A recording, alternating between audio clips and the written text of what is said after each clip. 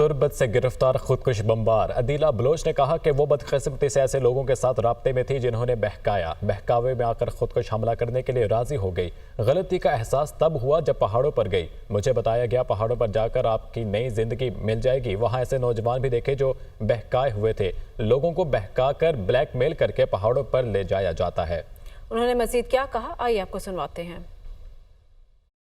मेरा काम है लोगों की ज़िंदगियां बचाना, लोगों की मदद करना। लेकिन इस दौरान मेरी बदकिस्मती से मैं ऐसे लोगों के साथ कांटेक्ट में रही जिन लोगों ने मुझे बहुत बेकाया। मुझे इस तरह बेकाया कि मैं खुदकुश हमले करने के लिए खुद ही राज़ी हो गई। मैंने ये भी नहीं सोचा कि मेरे खुदकुश करने के बाद मेरी तो जान चली जाएगी, लेकिन मेरी वजह से कितनी लोगों की जान चली जा सकती है। मुझे अपनी गलती का एहसास तब हुआ जब मैं पहाड़ों पे गई। मुझे ये बताया गया कि वहाँ पर आपको एक नई ज़िंदगी मिल जाएगी, लेकिन वहाँ ऐसा कुछ भी नहीं था। वहाँ पर मैंने ऐसे नौजवान भी देखे कि इनके वो भी ऐसे बिकाए हुए थे। और मैं शुक्रगुजार हूँ हुकूमत बलूचिस्तान का कि अभी उनके वजह से मैं बच गई और मैं उनके विक्टिम होने से बच गई। मैं बहुत बड़ी गुनाह कर रही थी। और आखिर मैं ये नसीहत देना चाहती हूँ कि इस तरह के लोगों के बातों पे कभी भी नहीं आओ। ये लोग अपने मकसद के लिए इस्तेमाल करते हैं। अदीला बलोच के वालिद ने कहा, मैं बैंक मुलाजिम हूँ, कराची में ड्यूटी करता हूँ। मैंने अपनी तनख्वाह से घर चलाया और बच्चों को भी पढ़ाया। मेरी बेटी ने मुझे कहा मैं डॉक्टर बनना चाहती हूँ। बेटी कामयाब हुई और इसको रोजगार भी मिल गया। जब पता चला कि बेटी मिसिंग है तो मैं कराची था। घर पहुँचा तो पता चला कुछ लोग वर्गला कर बेटी को पहाड़ों पर ले गए हैं। मजीद उनका क्या कहना था, मुलाहिजा कीजिए। मैं बेसिकली बैंक मुलाजिम हूँ कराची में। वहाँ मेरी ड्यूटी होती है कराची में बैंक में। और मैंने अपनी तनख्वाह से, सैलरी से अपने घर को भी चलाया, इनको भी पढ़ाया। मेरी बेटी ने मुझे बोला अब्बा मैं डॉक्टरी करूँगा। मैंने बोला मेरे पास नहीं, फिर भी मैंने उनको पढ़ाया। शुक्र अल्हम्दुलिल्लाह मेरी मेहनत और उनकी हौसले ने वो कामयाब भी हो गई। फिर उनको जॉब भी मिल गई वहीं पे। चलिए एक वक्त पहले मैं कराची था इस टाइम। मुझे जब उन्होंने बताया कि बेटी मिसिंग है, जब घर गया तो पता चला भाई उनको कुछ लोगों ने वर्गला है और उनको खुदकुश करने के लिए पहाड़ों पे ले गए। जब मैंने ये सुने कि ये हालात हैं तो मेरी क्या हालात है वो मैं जानता हूँ। जो पहाड़ों में जाते हैं उनको वापस आना नामुमकिन है, क्योंकि उनकी मिशन होती है कि वो ऐसे बंदे अपने साथ ले जाएँ अपने मकसद के लिए। उसमें कोई आदत है, कोई बात ही नहीं है, सिर्फ अपने मफाद के लिए। वो किसी के पास नहीं था कि मैं जहाँ लट के ले गया था, वो एक तंजीम के पास थी। और वहाँ पे जाना मेरी बस की भी बात नहीं थी। तो इसलिए मैंने हुकूमत बलूचिस्तान से रब्ता किया, भाई अभी मेरी बेटी मिसिंग हो गई है। तो अल्हम्दुलिल्लाह उसने मेरी बात सुनी, बरवत कार्रवाई करके उनको रिलीज़ कर दी। उसने मुझे बताया वहाँ काफ़ी बच्चे हैं जो बड़े छोटे छोटे बच्चे बंदूक लाए, वो भी किसी के बेटे हैं, खुद बेटे हैं वो पसंद, वो भी किसी के हैं। रुकन बलूचिस्तान असेंबली फरा अजीम शाह ने कहा, हम बलोच अपनी इज्जत पर जान देने वाली कौम है। अफसोस है हमारे ही हाथों माँ और बेटियों की इज्जत महफूज नहीं। अदीला आपके सामने जीती जागती मिसाल है। रियासत और हुकूमतों ने हमेशा माँ होने का सबूत दिया। उन्होंने मजीद क्या कहा, आइए आपको सुनवाते हैं। मुझे तो ये हैरत होती है कि हम अपने आप को बलोच कहते हैं और हमारी तो ये है कि हम तो अपनी इज्जत पे जान देने वाली कौम है। और बहुत अफसोस के साथ कि हमारे ही हाथों हमारी माएँ और हमारी बेटियों की इज्जतें महफूज नहीं। अदीला आप लोगों के सामने बैठी है, ये एक जीती जागती मिसाल है कि रियासत ने हमेशा माँ होने का सबूत दिया।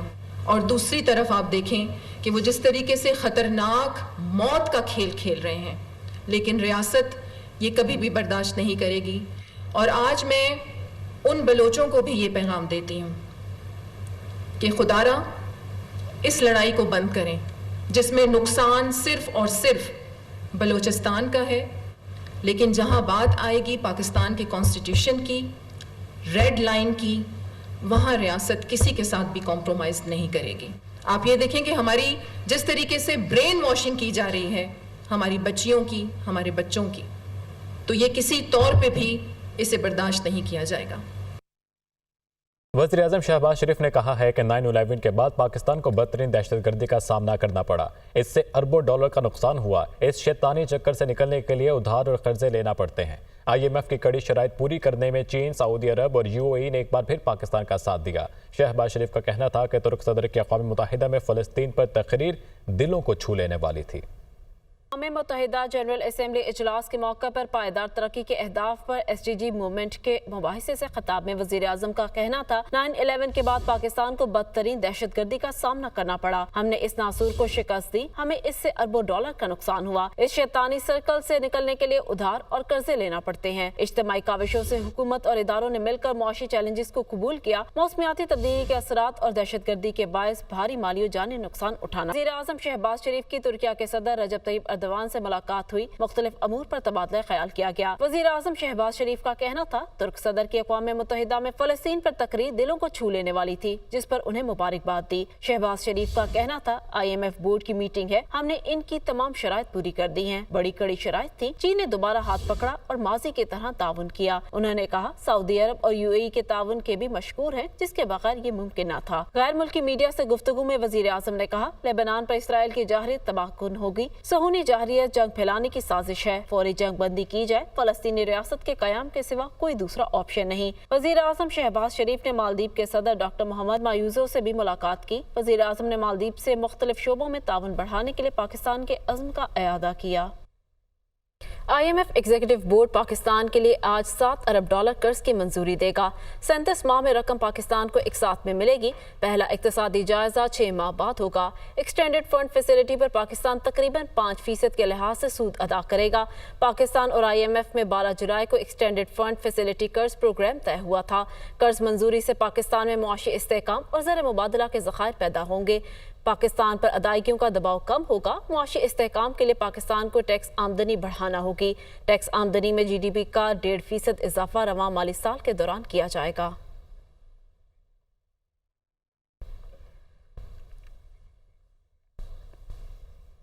FBR का नॉन फाइलर्स की कैटेगरी खत्म करके टैक्स ना देने वालों पर 15 पाबंदियां लगाने का फैसला। जायदाद, बैनुल-अक़वामी सफ़र, करंट अकाउंट खोलने और म्यूचुअल फंड्स में सरमायाकारी पर पाबंदियां शामिल। नई पॉलिसियों के तहत नॉन फाइलर्स को रिवायती बैंक अकाउंट्स खोलने से रोका जाएगा। नॉन फाइलर्स के लिए मुतादिद पाबंदियां मुतारिफ करा के टैक्स कंप्लायंस को बढ़ाया जा सकेगा। नॉन फाइलर्स के लिए पाबंदियों के इक़दाम को ऑर्डिनेंस के जरिए नाफिज किए जाने का इम्कान है। FBR स्टेट बैंक के साथ मिलकर टैक्स ना देने वालों को निगरानी करेगा। तफसीलात जानेंगे मुदस्सिर अली राना से। मुदस्सिर, नॉन फाइलर्स के लिए मजीद शिकंजा सख्त किया जा रहा है। 15 पाबंदियां हैं, कौन सी पाबंदियां आगाह कीजिएगा? जी, एक तो ये IMF की भी शराइत है कि जो नॉन फाइलर्स हैं उनको टैक्स नेट में लाया जाए, और दूसरा FBR को अगस्त और सितंबर के दौरान बड़े रेवेन्यू शार्टफॉल का खदशा है, तो FBR ने नॉन फाइलर्स के खिलाफ शिकंजा तंग करने का बाकायदा तौर पर प्लान तैयार कर लिया है। और वज़ीर आज़म शहबाज शरीफ को ट्रांसफार्मेशन जो प्लान में ब्रीफिंग दी गई है, ये तमाम तर इक़दामात उस ट्रांसफार्मेशन प्लान में भी शामिल हैं। जो इसके दस्तावेज़ मौसूल हुए हैं उसमें बताया गया है कि आइंदा से नॉन फाइलर्स जो लोग हैं और नॉन फाइलर्स जो कारोबार करने वाले हैं, उन तमाम के खिलाफ शिकंजा तंग किया जाएगा। 1 अक्टूबर के बाद जो अहम इक़दामात FBR करने जा रहा है, उसमें जो नॉन रजिस्टर्ड कारोबार होंगे उनके खिलाफ शिकंजा इस तरह से तंग कर दिया जाएगा कि उनके कारोबारों को बंद किया जाएगा और उनके खिलाफ बाकायदा तौर पर कानूनी कार्रवाई की जाएगी।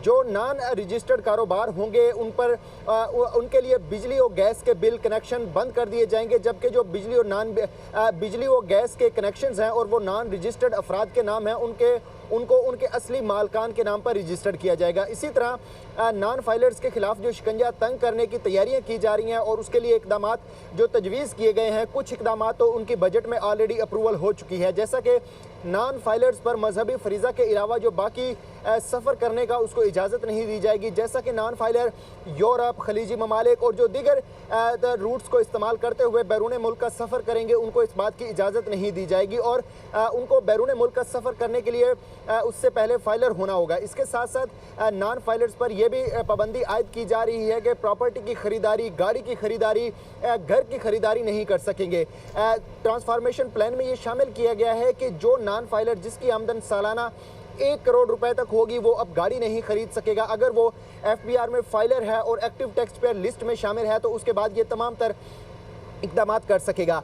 जिनकी ट्रांजैक्शन 1 करोड़ से ज़्यादा की होगी, जिनकी आमदन 1 करोड़ से ज़्यादा की होगी, उनकी निगरानी बाकायदा तौर पर FBR स्टेट बैंक के साथ मिलकर करेगा और इसके लिए प्लान मुरतब कर लिया गया है।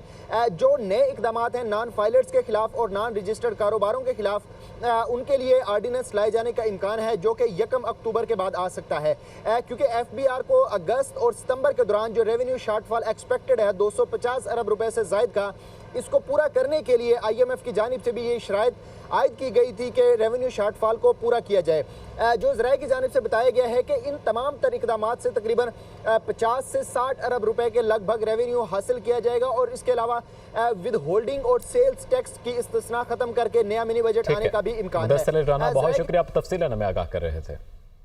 आसिफ अली जरदारी और नवाज शरीफ के खिलाफ तोशाखाना गाड़ियों का रेफरेंस चलेगा या नहीं, फैसला महफूज कर लिया गया। एहतसाब अदालत इस्लामाबाद ने फरीकैन के दलाल मुकम्मल होने पर फैसला महफूज किया। केस का महफूज शुदा फैसला 14 अक्टूबर को सुनाया जाएगा।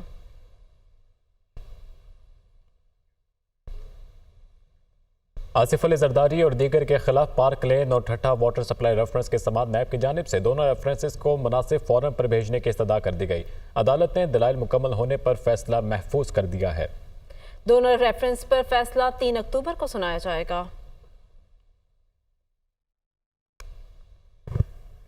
बानी PTI और बुशरा बीबी के खिलाफ 190 मिलियन पाउंड रेफरेंस की समात 27 सितंबर तक मुलतवी। बुशरा बीबी के वकला सफाई की अदम हाजिरी पर अदालत ने समात मुलतवी की।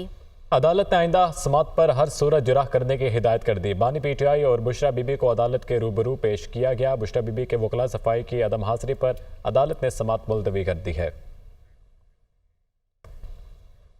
चीफ इलेक्शन कमिश्नर के सरबराही में इलेक्शन कमीशन में मखसूस नशिस्तों के मामले पर 7वां इजलास। इलेक्शन कमीशन के मेंबरान, हुक्काम और कानूनी टीम शरीक हुई। मखसूस नशिस्तों पर सुप्रीम कोर्ट के फैसले पर अमल दरामद पर गौर होगा। इलेक्शन कमीशन को कानूनी माहिरीन की तजावीज़ से आगाह किया जाएगा। साबिक वफाकी वजीर फवाद चौधरी ने कहा, पीपल्स पार्टी और नून लीग की सियासत ही खत्म हो गई है, क्योंकि उन्होंने अवाम की बजाय वो आसान रास्ता अपनाया जो मरियम नवाज ने उनको बताया। आज मरियम नवाज हो, जरदारी हो, नवाज शरीफ हो, इनकी पाकिस्तान में कोई अहमियत नहीं रही। सियासत इनसे बड़ी आगे चली गई है। वो इस्लामाबाद हाई कोर्ट में मीडिया से गुफ्तगू कर रहे थे। आज पीपल्स पार्टी और नून लीग की पॉलिटिक्स ही ख़त्म हो गई है।